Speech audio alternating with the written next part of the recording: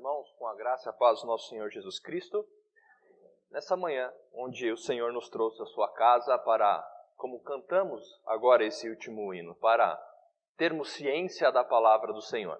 É isso que queremos fazer, abrir a palavra de Deus e aprender um pouco mais sobre o que Deus tem a nos revelar. Dando continuidade ao estudo, à série que eu tenho proposto, na história de Davi, o homem segundo o coração de Deus. Não sei quantos têm acompanhado, mas as oportunidades que eu tive de estar aqui com os irmãos, nós temos aprendido um pouco sobre o que Deus tem para o seu povo por meio da história do rei Davi. Nós já vimos a eleição de Davi, nós já vimos Davi na batalha contra Golias, e agora eu proponho mais uma vez nós abrirmos as Escrituras e por meio da história da vida de Davi compreendermos um pouco mais o que Deus tem a falar conosco. Eu convido os irmãos a abrirem as suas Bíblias no segundo livro do profeta Samuel, capítulo 6. Nós iremos ler do versículo de 1 até o versículo 11. Perdão, até o versículo 15. Esta é a narrativa onde Davi, após ser ungido rei, decide junto ao povo trazer a arca da aliança de volta para a cidade de Davi, para a cidade de Jerusalém. Então é um momento onde a arca está regressando. E nós vamos ler isso, uma narrativa. Peço para que os irmãos acompanhem dessa forma, tentando compreender as cenas que estão sendo desenvolvidas, como se fosse um filme. Então vejam agora essa narrativa que queremos ler como se fosse um filme. Imaginem os personagens, imaginem os lugares, imaginem as cenas, imaginem aquele clímax que todo filme tem, imaginem a introdução do filme. Leiam desta forma, junto comigo. Diz assim a palavra de Deus no segundo livro do profeta Samuel, capítulo 6, versículos de 1 a 15. Tornou Davi a ajuntar todos os escolhidos de Israel, em um número de 30.000. Dispôs-se e com todo o povo que tinha consigo partiu para Balaim de Judá, para levarem de lá para cima a arca de Deus, sobre a qual se invoca o nome do Senhor dos Exércitos, que se assenta acima dos querubins. Puseram a arca de Deus num carro novo e a levaram da casa de Abinadab, que estava no outeiro. E Uzá e Aio, filho de Abinadab, guiavam o carro novo. Levaram-no com a arca de Deus. Da casa de Abinadab, que estava no outeiro, Aio ia diante da arca. Davi e toda a casa de Israel alegravam-se perante o Senhor, com toda sorte de instrumentos de pau, de faia, com harpas, com saltérios, com tamborins, com pandeiros e com símbolos. Quando chegaram à eira de Nacon, estendeu Uzá a mão à arca de Deus e a segurou, porque os bois tropeçaram. Então a ira do Senhor se acendeu contra Uzá, e Deus o feriu ali por esta irreverência, e morreu ali junto à arca de Deus. Desgostou-se Davi, porque o Senhor irrompera contra Uzá, e chamou aquele lugar Pérez Uzá até o dia de hoje. Temeu Davi ao Senhor naquele dia e disse: como virá a minha arca do Senhor? Não quis Davi retirar para junto de si a arca do Senhor, para a cidade de Davi, mas a fez levar à casa de Obed-edom, o geteu. Ficou a arca do Senhor em casa de Obed-edom, o geteu, 3 meses, e o Senhor o abençoou e a toda a sua casa. Então avisaram a Davi, dizendo: o Senhor abençoou a casa de Obed-edom e tudo quanto tem, por amor da arca de Deus. Foi, pois, Davi, e com alegria fez subir a arca de Deus da casa de Obed-edom, a cidade de Davi. Sucedeu que quando os que levavam a arca do Senhor tinham dado 6 passos, sacrificava a ele bois e carneiros cevados. Davi dançava com todas as suas forças diante do Senhor e estava cingido de uma estola sacerdotal de linho. Assim Davi com todo Israel, fez subir a arca do Senhor, com júbilo ao som de trombetas. Vamos orar? Senhor, obrigado por se revelar a nós, obrigado, pois a Tua palavra é boa, perfeita, agradável, pois é a Tua vontade. Que Teu Espírito nos conduza, abra os nossos corações, nos exorte, nos ensine e nos repreenda. Estamos aqui diante de Ti, ó Pai. Fale conosco. Tudo isso conquistado no nome de Cristo Jesus. Amém. Meus irmãos, a palavra de Deus, quando apresentada, ela cumpre dois propósitos. O propósito da autorreflexão e do convite. Autorreflexão para aqueles que se dizem cristãos, autorreflexão para aqueles que se dizem povo de Deus. Então, toda vez que você abrir a palavra de Deus, você for a palavra de Deus buscar a instrução para a sua vida, você está representando esses dois tipos de personagens, de pessoas que se achegam diante da palavra de Deus. Uma pessoa que se entende como povo de Deus para a sua autorreflexão. Ou se você está procurando o Senhor ou ainda não recebeu o Senhor na sua vida, a palavra de Deus, quando exposta, é um convite. Então, nessa manhã, hoje, eu convido você a se colocar em um desses dois pontos. Como povo de Deus, há uma autorreflexão. Como aquele que ainda está perdido, como um convite a se achegar ao nosso Deus. A passagem que nós vimos aqui, esta narrativa, trata um pouco sobre aquelas pessoas que desejam ter um relacionamento com o Senhor. Desejam ter alguma forma de relacionamento, desejam se achegar a Deus, adorá-lo de alguma forma. Há um livro muito interessante, pequeno, recomendo que vocês procurem, do Dr. Martin Lloyd-Jones, chamado Sinceros, mas Errados. Nesse livro, o Dr. Martin Lloyd-Jones vai trabalhar que sinceridade, dedicação, não basta para a verdadeira adoração. Ou seja, atualmente, nos dias de hoje, a sinceridade e a dedicação imposta a qualquer coisa é o padrão para se dizer se está certo ou errado. Não importa se a sua ideia é certa ou errada, o que importa é o quanto você se dedica a ela. O mundo tem feito esse padrão. Não importa, não se averigua mais se o que está sendo discutido é certo ou errado. O que importa é o quanto a pessoa que defende a sua opinião está sendo sincera, está colocando aquilo diante dos que estão à sua volta. Mas quando nós falamos de um relacionamento com Deus, eu já friso que sinceridade e dedicação não bastam. Sinceridade e zelo não significam comunhão com o Senhor. Mas comunhão com o Senhor não existe sem sinceridade e dedicação. Então, o que é a diferença? Se eu digo que dedicação e sinceridade não significam comunhão com Deus, e ao mesmo tempo eu digo que comunhão com Deus não existe sem sinceridade e dedicação ou zelo, qual é a diferença?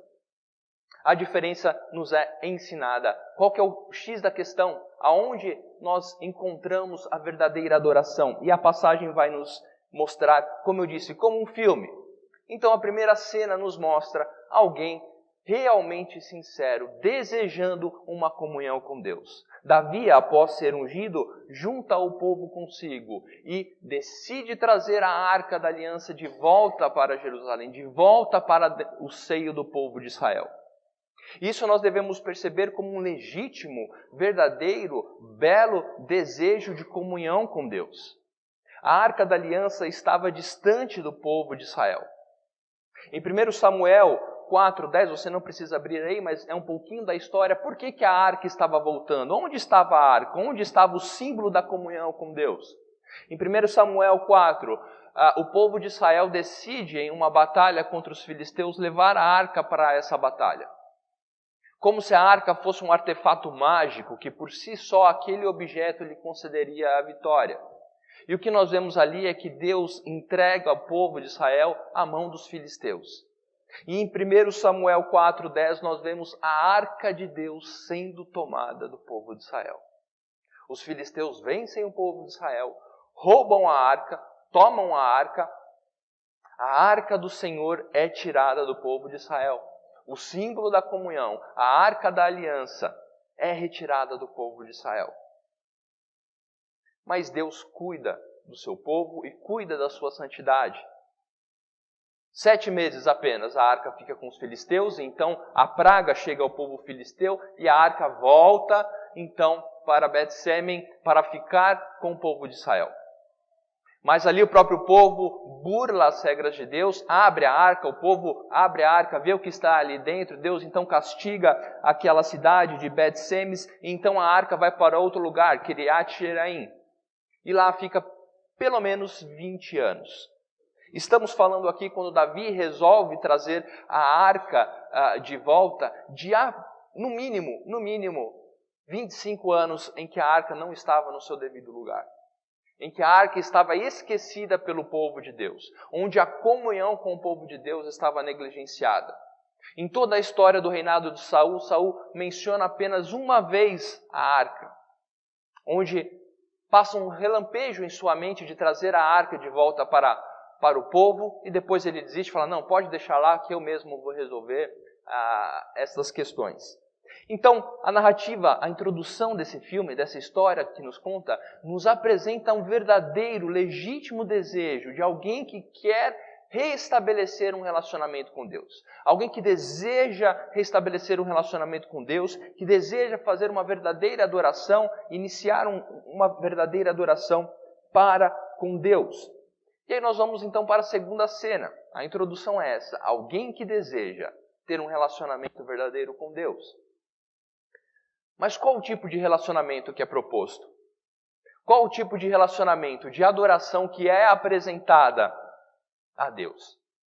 Como eu disse, essa manhã eu proponho a nossa reflexão, a nossa auto-reflexão a respeito de se nós desejamos realmente ter um relacionamento com Deus, se nós desejamos realmente prestar adoração ao Senhor, seja no seu trabalho, seja na sua casa, seja no meio da sua família, seja em qualquer papel que você exerça na sua vida. Você tem buscado adorar a Deus em suas atitudes? Você tem buscado um relacionamento verdadeiro com Deus por meio da adoração? Prestar adoração a Deus não é somente no domingo de manhã, junto com a congregação. Este é um belo momento para fazermos isso. Mas não somos chamados a adorar a Deus somente neste momento. Todos os dias da nossa vida somos chamados a adorar a Deus. Então eu pergunto, qual tipo de relacionamento, qual tipo de adoração temos apresentado a Deus? Davi, com sinceridade, com desejo no coração, apresenta uma adoração ao Senhor. E aqui nós temos do versículo 3 ao 6, Davi indo buscar a arca. Davi, então, ordena que a arca seja colocada em um carro novo. Levam a arca, pegam Uzá e Aio, filhos de Abinadab, responsáveis por estar em Kiriat Jearim, cuidando da arca. Mas nós vemos que, como eu disse, sinceridade, zelo, cuidado, não necessariamente significam a verdadeira adoração. O que para Davi, Uzá e Aio representava no versículo 3 a 6, cuidado, planejamento, demonstração de respeito ao Senhor. Vejam, colocaram um carro seguro, carro novo, um carro que nunca tinha sido usado, ou seja, somente a arca irá andar nesse carro. Quanto cuidado de Davi, quanto cuidado daquelas pessoas, quanto zelo, quanta sinceridade de coração. Mas o que para Davi, Uzá e Aio era sinceridade, zelo, para Deus era afronta. Sinceridade, cuidado, zelo, quando não conduzidos pela obediência, se tornam afronta diante de Deus. Eu convido os irmãos então a abrirem as suas Bíblias para nós entendermos. Vejam, quanto cuidado aqui de Davi. Mas vejam como isso deveria ter acontecido. Êxodo 25. Deixe o seu dedinho em 2 Samuel, nós vamos voltar, mas só para mostrar por que zelo, sinceridade, cuidado, quando não conduzidos pela obediência, se tornam afronta ao nome de Deus. Êxodo 25, de 12 a 15. Deus dando instruções de como a arca deveria ser feita e conduzida. Fundirás para ela 4 argolas de ouro, e as porás nos 4 cantos da arca, 2 argolas de um lado dela e 2 argolas no outro lado. Farás também varais de madeira de acácia e o cobrirás de ouro. Meterás os varais nas argolas ao lado da arca, para se levar por meio deles a arca. Até aqui está suficiente. Vá para Números 4.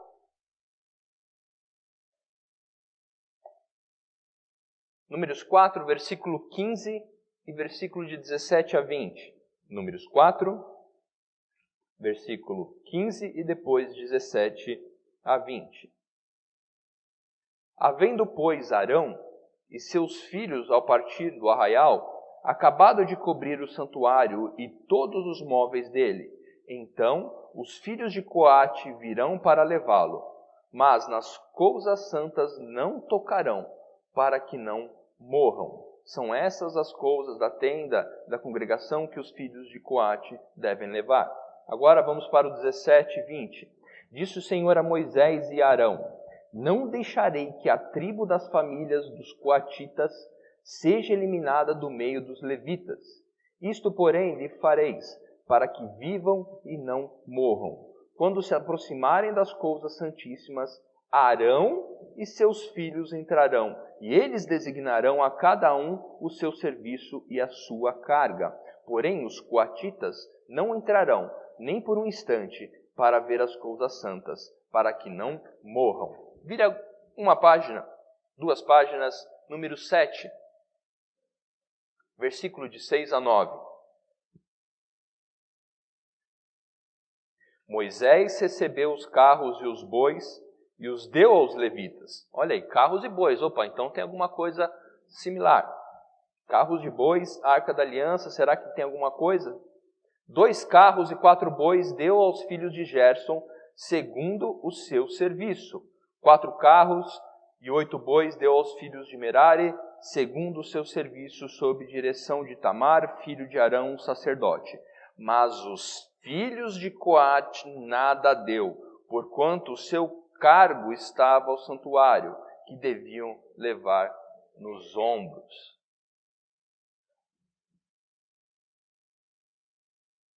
Perda de foco. Cuidado, zelo e sinceridade, quando não conduzidos pela obediência, se tornam afronta a Deus. A perda de foco em nossa adoração. Quando achamos que o que importa é a nossa dedicação, que o que importa é a sinceridade do meu coração e não a obediência, o que estamos apresentando ao nosso Senhor é a afronta. Os dias de hoje cada vez mais entregam ao homem o seu direito de dizer o que é certo e errado, o seu direito de dizer como deve ser. E muitas vezes, mesmo não nos apercebemos, transferimos isso para o nosso relacionamento com Deus. Eu proponho um relacionamento ao Senhor. Eu digo como tem que ser. Eu moldo a forma da minha adoração. Meus irmãos, a palavra de Deus nos ensina que isso é afronta ao nosso Senhor. Portanto, sinceridade e dedicação não bastam quando nós estamos fazendo a coisa errada. Certa vez, um primo de consideração meu que mora em Curitiba iria se casar e me chamou para ser padrinho. Fiquei muito feliz. Programei. Meus pais iriam de carro, porque meu pai gosta de carro, viajar de carro. Eu e minha esposa já não gostamos tanto. Fomos pesquisar uma passagem aérea, conseguimos comprar uma passagem aérea. Ok, rapidinho. Nos planejamos. Quase um ano de antecedência. Horário de sair, as malas prontas no dia anterior. Estávamos realmente com todo o zelo, todo o cuidado, planejamos, colocamos o relógio para despertar, acordamos cedo, tomamos o café, fomos tranquilos para o aeroporto, com tempo, chegamos no check-in. Aí na hora de fazer o check-in, por algum motivo, estávamos aqui no aeroporto no Campo Belo, eu olho para o ticket e vejo as 3 letras que me congelaram. GRU. Ou seja, Aeroporto de Guarulhos. Meus irmãos, todo o meu planejamento, todo o nosso cuidado, todo o nosso zelo por essa viagem, não adiantou de nada se nós não estivéssemos indo para o aeroporto correto. Ainda tentamos correr de carro para o outro aeroporto, não pegamos o avião e ainda recebi uma multa por velocidade. Pois é, eu não, pior ainda, minha sogra. A questão é, irmãos, que sinceridade, cuidado, planejamento, dedicação não bastam quando não estamos fazendo a coisa certa. Quantas atrocidades no nosso mundo foram realizadas com sinceridade de coração?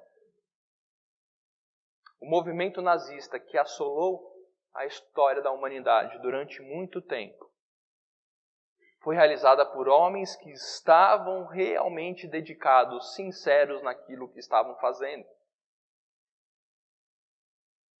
Quando sinceridade e dedicação não são conduzidos pelo que é certo, de nada valem.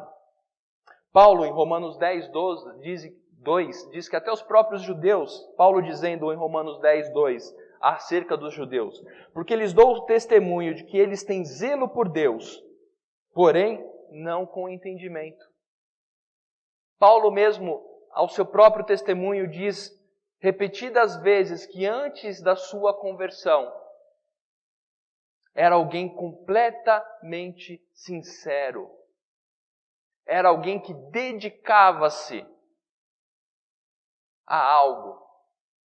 Quando Paulo perseguia a igreja, encarcerava cristãos, perseguia cristãos, dava autorização para matar cristãos, recebia vestes daqueles que eram mortos aos seus pés como sinal de aprovação, Paulo estava sendo sincero, estava sendo dedicado, mas ele mesmo diz, erradamente.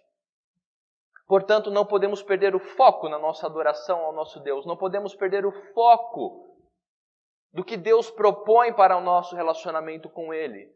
Obediência. Zelo, dedicação, cuidado, se não for conduzido pela obediência, é simplesmente afronta ao nome de Deus.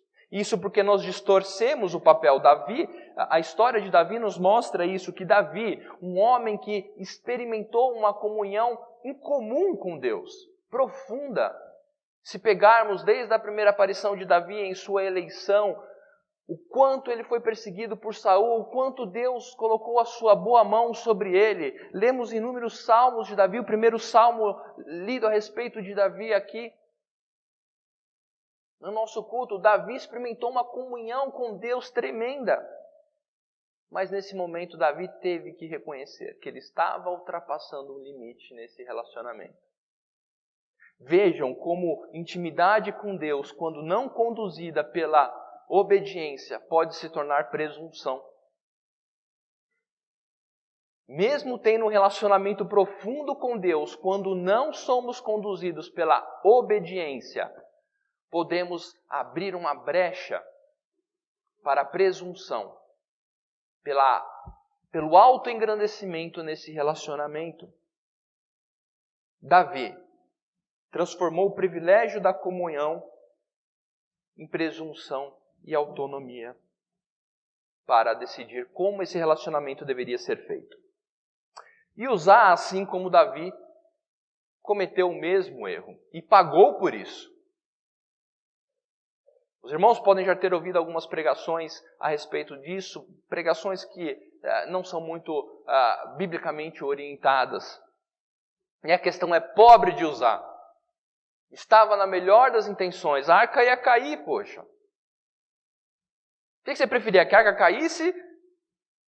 A arca da aliança caída no chão, estatelada, aberta. Imagina a confusão que ia dar. Pobre de Uzá. Uzá, filho de Abinadab, muito provavelmente consagrado para ser o guardião da arca, em Kiriat Jeraim, sabia das ordenanças do Senhor. Sabia dos mandamentos do Senhor. Sabia de como a coisa deveria acontecer. Alguns erros de Uzá que nós podemos cometer também. Seguir cegamente líderes que estão errados. Uzá tinha total autonomia para não participar disso. Por 2 motivos. O primeiro e mais importante, por conhecer a vontade do Senhor. Isso já bastava para Uzá não participar daquilo. Mesmo o rei Davi fazendo toda aquela palhaçada. Uzá tinha completo direito. E segundo, Uzá tinha autoridade, pois era consagrado para tomar conta da arca. A mesma coisa conosco, irmãos. Por conhecermos a vontade de Deus, temos total autoridade para não seguirmos aqueles que estão sinceros, mas errados. Temos total autonomia para dizer, espera aí, não é bem assim. Não é bem assim que a palavra de Deus diz. Isso também serve para nós líderes. Sinceridade, dedicação, não é suficiente se não estivermos apresentando a palavra de Deus como Ele realmente a disse. Portanto, pense, qual o tipo de adoração você tem apresentado ao Senhor? Qual o tipo de relacionamento nós temos vivido com o nosso Deus? Será que sou eu que tenho proposto o relacionamento para Deus? Ó Senhor, eu quero ter um relacionamento com o Senhor. O que o Senhor acha? Tem que ser dessa forma. Ou será que temos buscado saber como o Senhor quer que esse relacionamento aconteça e seguir feliz a isto? Porque Deus estabelece a sua resposta. Deus não deixa um relacionamento que lhe é apresentado ficar do jeito que está se não é da sua vontade. Deus emite juízo, e é isso que acontece na passagem no versículo 7. Veja que toda a cena aconteceu. Deus enxergando o povo com sinceridade de coração, indo buscar a arca, querendo relacionamento, mas fazendo tudo errado. O que Deus faz? Não, deixa eles assim, tudo bem. Estão sendo sinceros, coração bom, boa vontade, tudo bem, eu vou aceitar. É isso que o versículo 7 nos diz? Não, leiam comigo. Então, a ira do Senhor se acendeu contra Uzá, e Deus o feriu ali por esta irreverência, e morreu ali junto à arca de Deus. Meus irmãos, Deus não permite que sua santidade seja posta à prova. Deus não permitirá que a sua santidade seja questionada, seja alterada. O relacionamento proposto por Deus se baseia na obediência, porque a obediência aponta para a santidade e perfeição de Deus. Por que eu tenho que obedecer a Deus? Porque Deus é perfeito, Deus é santo, nele não há corrupção. Se há um parâmetro para o nosso relacionamento com Deus, é Deus e não nós. Deus nunca deixará que a sua santidade seja posta à prova. Embora Jesus tenha nos ensinado a nos dirigir a Deus como Pai Nosso,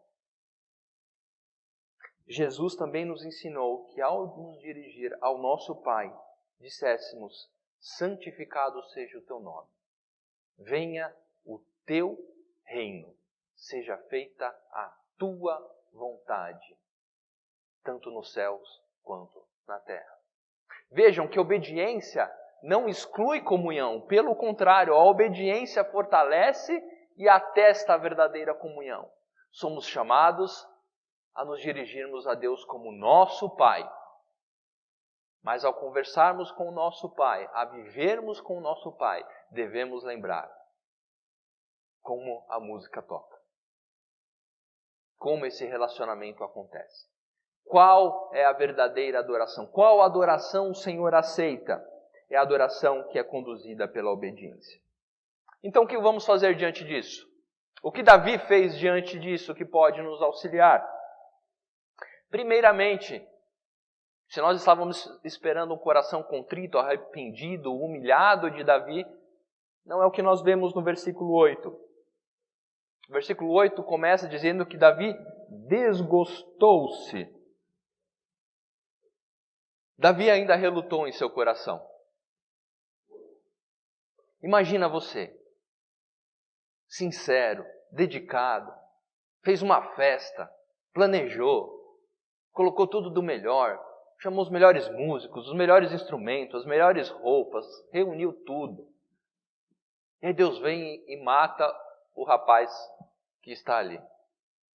O coração de Davi ainda estava preso ao que ele estava ofertando ao Senhor, aquilo que ele achou. Quantas vezes nós nos dedicamos na igreja, nos aplicamos à obra do Senhor, e quando não somos reconhecidos, ou quando aquilo não é da vontade do Senhor, não temos um desgosto no coração de que, puxa, o que eu planejei não deu certo, o que eu queria fazer, seja numa simples programação da igreja. Davi desgostou-se. Isso é uma atitude negativa de Davi. Mas por outro lado, Davi temeu. E isso é muito importante. O que nós podemos retirar daqui para nós é que nem sempre a obediência vai trazer uma certa alegria ao nosso coração, porque somos pecadores. Nem sempre a decisão de obedecer será uma decisão aberta, completamente despojada de ressalvas. Mas obedecemos.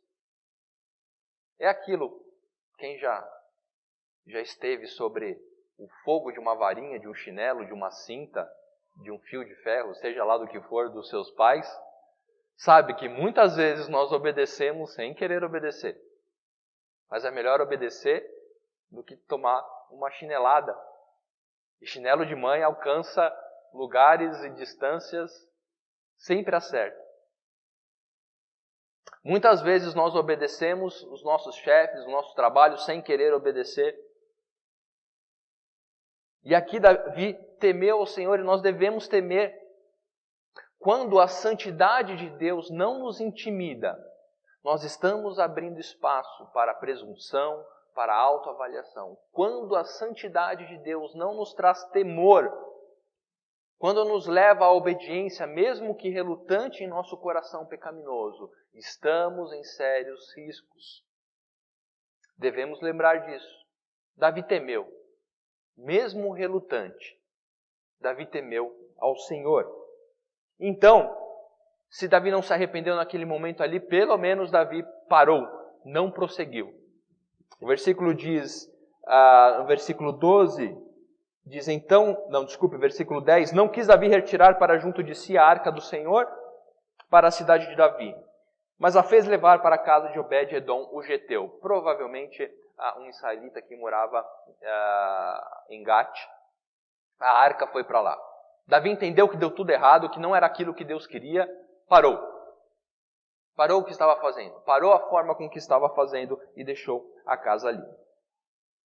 Meus irmãos, devemos, como eu disse, nos avaliar qual tipo de adoração eu tenho apresentado ao meu Deus. Como eu disse, se você se julga parte do povo de Deus, eu te convido à autorreflexão. Se você não faz parte do povo de Deus, eu lhe convido a fazer parte do povo de Deus, ressaltando que será somente por meio da obediência. E nós vamos trabalhar um pouco isso ainda. Relacionamento com Deus é baseado em obediência. O versículo 12 diz então que avisaram Davi que a casa de Obed-edom fora abençoada. Davi desgostou-se, temeu, esperou e confiou no perdão. Quando Davi recebe a notícia de que o Senhor abençoou a casa de Obed-edom, ele compreendeu que a ira de Deus havia se apaziguado. Davi confiou no perdão. Davi teve uma segunda chance para então obedecer. Eu digo, irmãos, a nossa segunda chance é Cristo Jesus. Aquilo que apaziguou a ira do Senhor sobre nossas vidas é Cristo Jesus. Se não fosse por meio do sacrifício de Cristo, não seríamos encontrados dignos diante do Senhor. Seríamos sempre afronta, como diz Efésios 2, filhos da ira de Deus. Jesus é aquilo que proporciona a segunda chance, é aquilo que proporciona o verdadeiro relacionamento com Deus. Cristo foi aquele que proporcionou a salvação de Davi. Por causa do sacrifício de Cristo, Davi não foi consumido. Em nossa primeira pregação a respeito da vida de Davi, em sua eleição, vemos que Davi foi eleito pelo sangue de Cristo. Aqueles que viveram antes de Cristo também foram eleitos e salvos pelo sangue de Cristo. Não precisa abrir, apenas acompanhe o que Romanos 5,19 diz a respeito disso.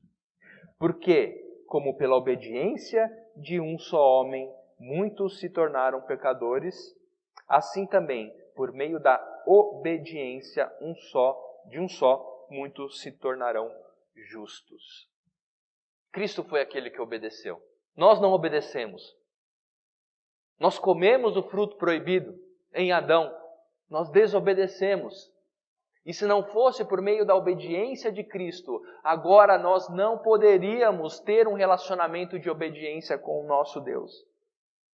Hebreus 5, de 7 a 9 diz: Ele, Jesus, nos dias da sua carne, tendo oferecido como forte clamor e lágrimas, orações e súplicas, a quem o podia livrar da morte, e tendo sido ouvido por causa da sua piedade, embora sendo filho, aprendeu a obediência pelas coisas que sofreu, e tendo sido aperfeiçoado, tornou-se o autor da salvação eterna para todos os que lhe obedecem.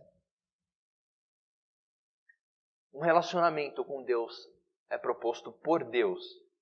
A adoração que Deus aceita é aquela mediada por Cristo Jesus. É aquela mediada pelo sangue de Cristo Jesus. Em Efésios 2, de 4 a 10, somos lembrados que Deus, sendo rico em misericórdia, por causa do grande amor com que nos amou, estando nós mortos em nossos delitos, nos deu vida juntamente com Cristo.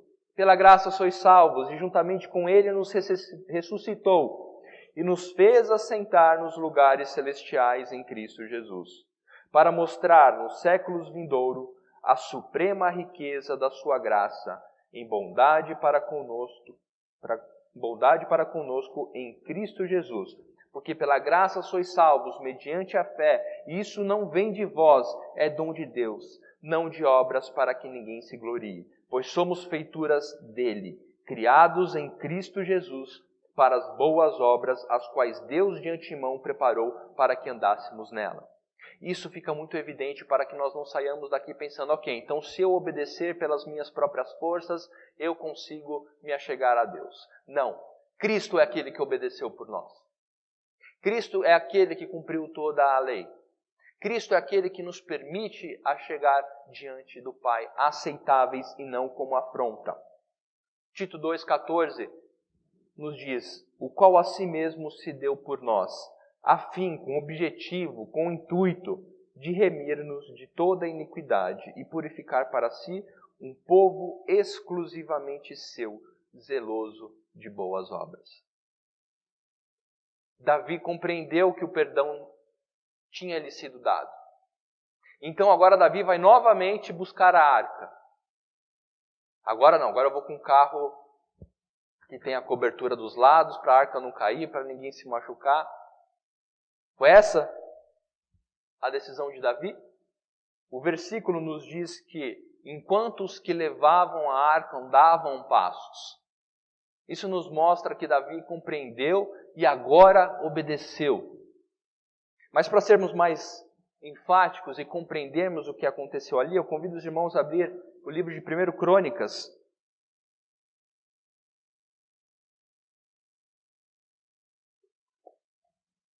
Capítulo 15.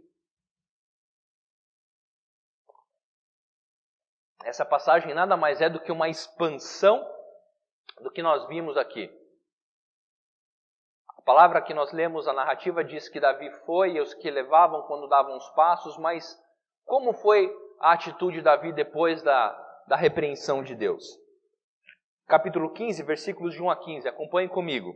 Lembrando que isso nada mais é do que uma expansão do que nós lemos em um versículo apenas. Fez também Davi casas para si mesmo, na cidade de Davi, e preparou um lugar para a arca de Deus, e lhe armou uma tenda. Então disse Davi: ninguém pode levar a arca de Deus senão os levitas, porque o Senhor os elegeu para levarem a arca de Deus e os servirem para sempre. Davi reuniu a todo o Israel em Jerusalém para fazerem subir a arca do Senhor ao seu lugar que lhe tinha preparado. Reuniu Davi os filhos de Arão e os levitas. Dos filhos de Coate, Uriel, o chefe, e os seus irmãos 120. Dos filhos de Merari, Isaías, o chefe, e seus irmãos 220. Dos filhos de Gerson, Joel, o chefe, e seus irmãos 130. Dos filhos de Elisafã, Semaías, o chefe, e seus irmãos 200. Dos filhos de Hebron, Eliel, o chefe, e seus irmãos 80.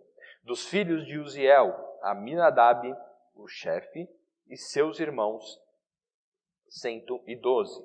Chamou Davi os sacerdotes Zadok, Abiatar, e os levitas Uriel, Asaías, Joel, Semaías, Eliel e Aminadab. E lhes disse: vós sois os cabeças das famílias dos levitas, santificai-vos, vós e vossos irmãos, para que façais subir a arca do Senhor, Deus de Israel, ao lugar que lhe preparei. Pois, visto que não a levastes na primeira vez, o Senhor, nosso Deus, irrompeu contra nós. Porque então não o buscamos segundo nos for ordenado. Santificaram-se, pois, os sacerdotes levitas para fazerem subir a arca do Senhor, Deus de Israel. Os filhos dos levitas trouxeram a arca de Deus aos ombros pelas varas que nelas estavam, como Moisés tinha ordenado segundo a palavra do Senhor. Vejam como zelo, cuidado, sem obediência é afronta a Deus. Mas obediência possui zelo e cuidado. Até mais, quando somos dedicados a nos relacionar com Deus da forma com que Ele estabeleceu, o zelo é muito maior, porque ocupa a sua verdadeira posição. Quando o relacionamento com Deus é conduzido pela obediência, a obediência conquistada em Cristo, o zelo e sinceridade ocupam seu devido lugar, se sobressaindo ao zelo e sinceridade sem obediência. Se compreendermos que no final das contas temos que nos preocupar com Deus e como agradá-lo, quão infinitamente é mais importante entendermos antes de qualquer ação qual é a vontade dele. Antes de qualquer estilo de vida que você queira ter, antes de qualquer forma de relacionamento que você pensa ter com Deus, quão infinitamente será melhor para você pensar primeiro qual é a vontade dele. E saber que esta vontade lhe é possível, porque Cristo a cumpriu. Quando compreendemos que essa obediência não é definida por nós, não sou eu que estabeleço o relacionamento com Deus, não sou eu que proponho como será. Deus assim o fez, porque Ele não barganha com a sua santidade. Portanto, meus irmãos, que Deus nos abençoe a compreender qual é a sua vontade. Qual é a vontade de Deus? É ela que é importante. O que Deus diz sobre tudo. O que Deus diz sobre o meu trabalho. O que Deus diz sobre o meu relacionamento com minha esposa, com meu marido, com meus pais, com meus filhos. O que Deus diz sobre como eu devo trabalhar, o que Deus diz como eu devo me portar na sociedade, o que Deus diz como eu devo me portar como congregação, o que o Senhor diz.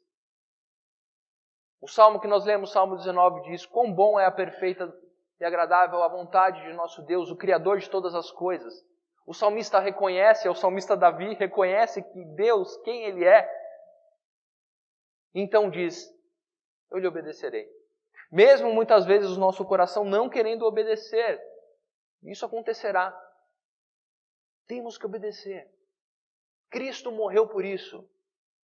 Como eu disse, se você entende ser parte do povo de Deus, Cristo morreu por você, a fim de que você fosse povo remido e preparado para boas obras. Portanto, coloque a obediência do Senhor como o foco da verdadeira adoração. E deixe o zelo, o cuidado e a sinceridade fluir da obediência. Que Deus nos abençoe, no sangue de Cristo Jesus, a cada dia mais buscar a sua boa, perfeita e agradável vontade. Porque tudo isso coopera para o bem daqueles que o amam. Que o Senhor nos abençoe.